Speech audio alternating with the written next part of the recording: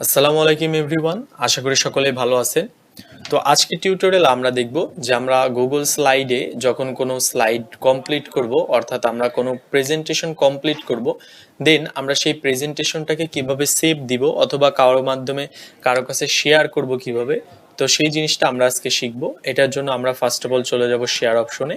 Share অপশনে আসার পরে আমাদের এইখানে যদি কোনো নাম থাকে নামটা এখানে দিয়ে দিবেন, আর যদি নাম না দেওয়া থাকে তাহলেও এখানে জাস্ট বসাই দিলে হয়ে যাবে। দেন এখানে সেভে ক্লিক করে দিলাম।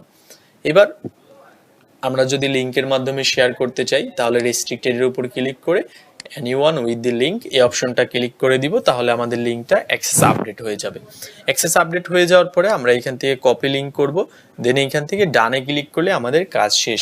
এখন আমরা এই লিংকটা যেটা কপি করছি এটা যাকে প্রোভাইড করব সেইটাকে ভিজিট করতে পারবে, জাস্ট ভিজিট করতে পারবে। আমরা যদি তাকে এডিট অ্যাক্সেস দিতে চাই তাহলে আমাদের এখান থেকে আবার ভিউয়ার মোডে যেতে হবে, দেন আমরা এখান থেকে এডিটর অপশনটা অন করে দিলেই আমাদের এইটা এডিটর অপশন হয়ে যাবে। দেন আমরা এখান থেকে ডান করে দিলে আবার ডান হয়ে যাবে। তো এই হচ্ছে প্রসেস কিভাবে আপনি গুগল স্লাইডটাকে শেয়ার করবেন। তো আশা করি সকলেই বুঝতে পারছেন। দেখা হচ্ছে নতুন কোনো টিউটোরিয়ালে, ততক্ষণ আপনারা সবাই ভালো